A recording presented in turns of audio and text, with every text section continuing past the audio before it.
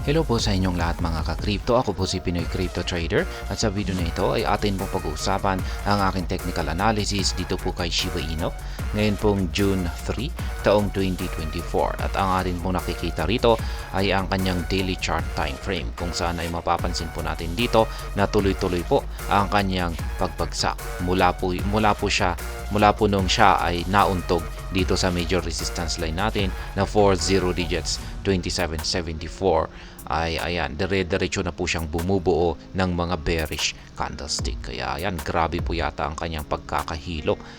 Kaya ayan, bago po tayo magpatuloy ay nais ko lamang po munang bigyang linaw ang aking disclaimer kung saan ang nilalaman po ng video na ito ay hindi po ito isang financial advice. For education and information purposes lamang po ang layunin nito. Maliban po dito ay nais ko na rin pong magbigay babala na wala pong kahit anumang group chat ang Pinoy Crypto Trader. Ngayon ay check po muna natin ang kanyang performance dito kay CoinMarketCap. Ayan, red na red po ang lahat. Ayan, halos lahat ng ating mga top meme coins dito ay red na red ang kanilang performance. Maging itong si Dog Go to the Moon ay nakakaranas na rin ng red na performance dito sa kanyang 24-hour na performance. Ayan, lahat po ay nakakaranas ng pagbagsak ngayon. Ayan, si Shiba Inu ay bagsak po ng 3.75% sa kanyang 24-hour performance. Mas malaki po ang kanyang ibinagsak in comparison dito kay Dogecoin. At ang kanyang 7-day performance months naman ay bahagyan naman pong bumagsak ng 0.49%. Pero in comparison po kay Dogecoin ay mas malaki yung kanyang ibinagsak. Ngayon ay yung kanyang market cap naman ay bagsak po ng 3.75%, pero ang kanyang trading volume ay lumago po ng 71.67%. Ayan, ngayon ay check na natin yung kanyang official X account kung meron po silang latest tweet or announcement dito na maaring makaapekto sa kasalukuyang presyo nito ngayon or sa mga paparating na araw. Yan, May 16. Yan pa rin po yung kanilang swap is now live on Shibarium. Ito po yung Shiba Swap. Yan, June 1. Happy Saturday. The sun is out and we're feeling the good vibes. Yan, noong June 1 pa po yan. Kaya wala po silang bago na tweet or announcement dito. Yan, nagsarap talaga yan. Ngayon ay check naman natin sunod yung kanyang Shibburn. Yan, bagsak po ng negative 97.31 ang kanyang Shibburn. At meron lamang po tayong nasunog nitong nakalipas na 24 oras na 128,791 na SHIB. Yan, konti lamang po ang nagsunog. Yan, nakakadalawa lamang po tayong transaction dito sa ating latest burn transaction. Yan, medyo nang hina po yung mga nagsusunog ngayon. Ngayon ay balikan na po natin ang pag-technical analysis dito sa daily chart time frame ni Shiba Inu. At nakikita ko po rito na ayan, patuloy po siyang bumabagsak. Yung ating hazard indicator po rito ay ayan, mukhang lumiliit na yung kanyang sukat. Yung ating QQE bar dito ay meron na po tayong nabubuo dito sa ibaba. Yan, ibaba ng ating QQE mode indicator. Sinyalis po yan na mukhang nagti-take over na ang mga bears or magkakaroon na tayo or makakaranas na ng isang matinding downtrend itong si Shiba Inu. Sa tingin ko ay makakaranas po talaga ng isang downtrend itong si Shiba Inu, lalong-lalo na kung nabasag niya ang mga support line natin dito. Yan, kung mababasag niya yung support line natin dito sa 40 digits 2359 at ang ating trend support line dito. Ayan, na nabuo dahil sa mga rejections natin dito. Kaya kung sakaling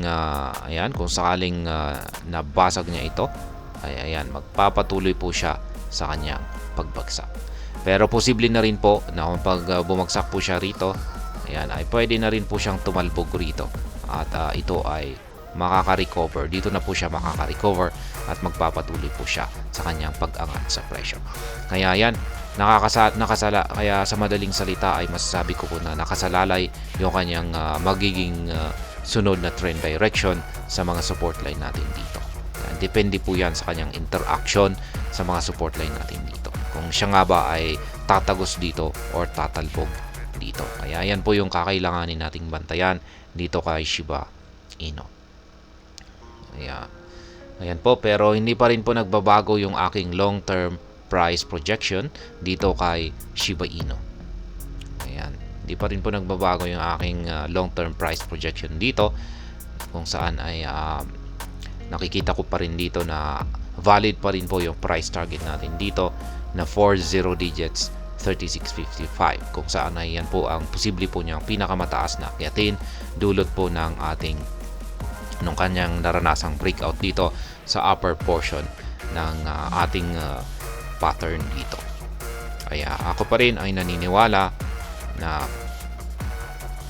kung siya ay makaka-recover dito, ayan, ay babalik siya at magpapatuloy po siya sa kanyang pag-angat sa presyo para patamaan yung ating pinaka price target dito na 40 digits 36.55.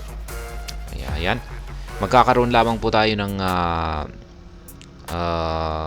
mai-invalidate lamang po yung ating pattern dito kung sakaling ang market price ni Shiba Inu ay bumagsak.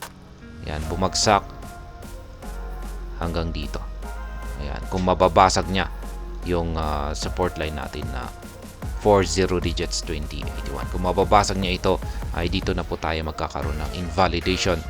Ayan, sa ating bullish breakout dito sa pattern natin dito.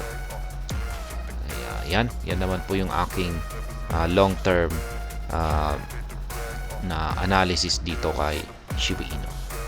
Yan po yung mga gustong gayahin po yung aking simpleng paraan sa pag-trade dito kay Shiba Inu. Ayan po ay yung aking mga live spot trading positions.